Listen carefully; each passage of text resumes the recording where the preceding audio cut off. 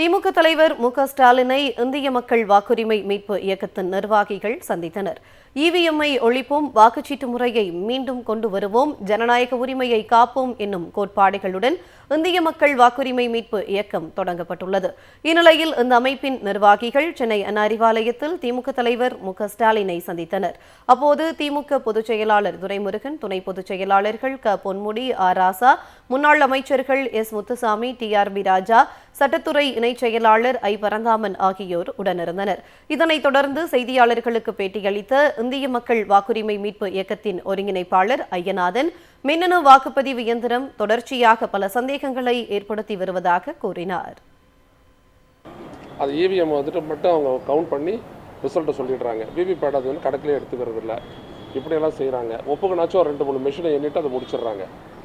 நாங்கள் என்ன சொல்கிறோம் அப்படின்னோம்னா, மக்களுக்கு ஒரு வெளிப்படைத்தன்மையோடு கூடிய ஒரு வாக்குப்பதிவு தேர்தல் நடைமுறை வேணும் அப்படின்னு சொன்னால் மறுபடியும் வாக்குச்சீட்டுக்கு தான் திரும்ப வேண்டும் என்று நாங்கள் கோரிக்கை வைக்கிறோம். அதுதான் எங்களுடைய முக்கியமானது. இது ஒரு வெளிப்படைத்தன்மையோடு இருக்கணும். இது ஒரு பூடகமாகவும் ரகசியமாகவும் இப்படிலாம் இருக்கக்கூடாது. எந்த அளவுக்கு நம்ம வாக்குச்சீட்டில் பார்த்தோமோ அந்த அளவிற்கான வெளிப்படைத்தன்மை இதில் வேணும் அப்படின்னு சொல்லி கேட்குறோம். திமுக தலைவர் மு.க.ஸ்டாலினை இந்திய மக்கள் வாக்குரிமை மீட்பு இயக்கத்தின் நிர்வாகிகள் சந்தித்தனர். இவிஎம்ஐ ஒழிப்போம், வாக்குச்சீட்டு முறையை மீண்டும் கொண்டு வருவோம், ஜனநாயக உரிமையை காப்போம் என்னும் கோட்பாடுகளுடன் இந்திய மக்கள் வாக்குரிமை மீட்பு இயக்கம் தொடங்கப்பட்டுள்ளது. இந்நிலையில் இந்த அமைப்பின் நிர்வாகிகள் சென்னை அண்ணா அறிவாலயத்தில் திமுக தலைவர் மு.க.ஸ்டாலினை சந்தித்தனர். அப்போது திமுக பொதுச் செயலாளர் துரைமுருகன், துணை பொதுச் செயலாளர்கள் க. பொன்முடி, ஆர். ராசா, முன்னாள் அமைச்சர்கள் எஸ். முத்துசாமி, டி.ஆர்.பி. ராஜா, சட்டத்துறை இணைச் செயலாளர் ஐ. பரந்தாமன் ஆகியோர் உடனிருந்தனர்.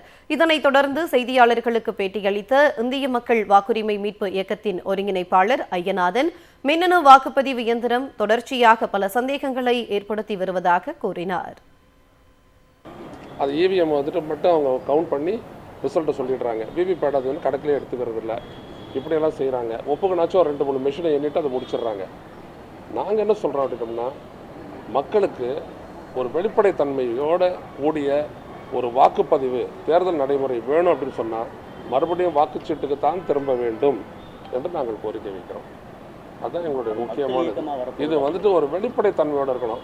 இது ஒரு பூடகமாகவும் ரகசியமாகவும் இப்படிலாம் இருக்கக்கூடாது. எந்த அளவுக்கு நம்ம வாக்குச்சீட்டில் பார்த்தோமோ அந்த அளவிற்கான வெளிப்படைத்தன்மை இதில் வேணும் அப்படின்னு சொல்லி கேட்குறோம்.